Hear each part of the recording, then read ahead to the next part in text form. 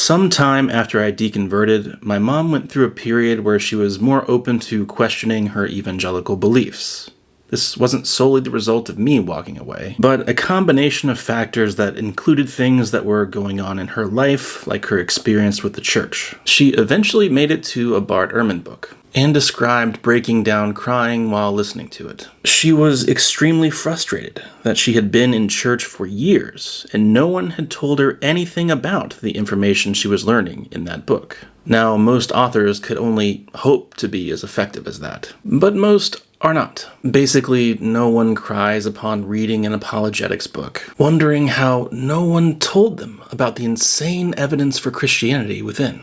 You need to hit them in the feels with emotional music for that. On the other side, though, someone popular and prolific like Ehrman is making an impact that apologists could only dream of emulating, which I submit is the main reason they don't like him. He's effective. He's effective in academia, on the popular level, and he's just downright good at getting people to rethink their positions. Now, as a result of this, people read nefarious motives into everything he's doing, as if his main goal is to deconvert people when it's not. Students who take my classes often do come in from very conservative Christian households. So I teach in North Carolina, so it's in the South, and most of my students come from church families. And I absolutely welcome them, as they will tell you. I've had tens of thousands of students over God, I don't know how many students I've had over the years. And I think you can probably ask any one of them, did Professor Ehrman try to get you to be a non-Christian?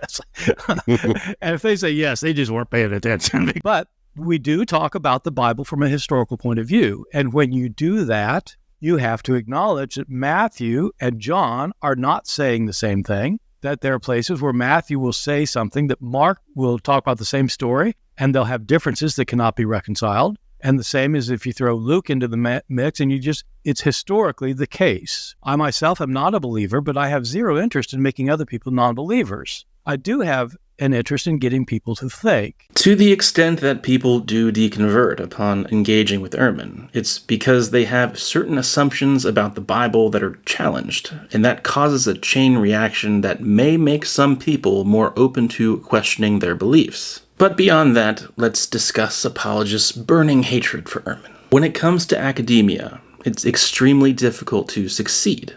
If you do, though, it opens up the opportunity to wield a lot of influence. This is something that Christians desperately want to have. Well, I think that Miller's remarks should be a real wake-up call for Christians, because he accurately reflects the attitude of secular academics toward us as evangelicals. The reality is, those who lean conservative and/or evangelical are often on the outside looking in, a position they don't enjoy. Which brings us to the first point. Ehrman annoys Christians because he's successful in academia. Among other things, he's written what's considered to be a go-to introduction to the New Testament, and has many accolades. Dr. Bart D. Ehrman is the James A. Gray Distinguished Professor at the University of North Carolina at Chapel Hill. He came to UNC in 1988 after 4 years of teaching at Rutgers University. At UNC, he has served as both the Director of Graduate Studies and the Chair of Department Religious Studies. A graduate of Wheaton College, Illinois, Bart received both his Master's of Divinity and PhD from Princeton Theological Seminary. Since then, he has published extensively in the fields of New Testament and early Christianity, having written and edited 26 books, numerous scholarly articles, and dozens of book reviews. Among his most recent books are Greek-English edition of the Apostolic Fathers for the Harvard University Press, a scholarly monograph on the use of literary forgery in the early Christianity, Oxford University Press, and 4 New York Times bestsellers, Misquoting Jesus, God's Problem, Jesus Interrupted, an account of scholarly views of the New Testament, and Forged, I recently finished that a month ago, so it was really amazing, a study of the books of the New Testament that were not actually written by their alleged authors. He's extremely prolific, okay? And not only that, he's prolific at sharing his expertise widely and raising tons of money for charity. People crave being prolific and having clout, though, and not just in academia. They want to reach the masses with their ideas. Why else do you think every mediocre pastor with an opportunity tries to turn one of their sermon series into a book? Or why there is so much discourse about engaging and changing the culture in Christian circles? And a desperate group of Christian YouTubers whose entire strategy is to piggyback off of celebrity to get an opportunity to say the magic Jesus words to people. In their minds, they're reaching the lost, not contributing to feeding a generation of Christians obsessed with celebrity culture. Regardless of your opinions on the strategies deployed by the groups I just mentioned, if we have ideas that we think are true and important, we'll have a deep need to try and influence people. Hell, I'm trying to do that right now. But now enter Ehrman, an academic who's been effective at communicating with people where they're at and influencing popular culture against fundamentalist approaches to the Bible for years. The audacity for someone to think they can effectively translate scholarship to the masses and then be successful at it by selling lots of books. I mean, he says the Bible has contradictions in it. What gifts? Sarcasm aside, Ehrman has been successful at causing people to look at things differently, even as adults, which can be difficult to do.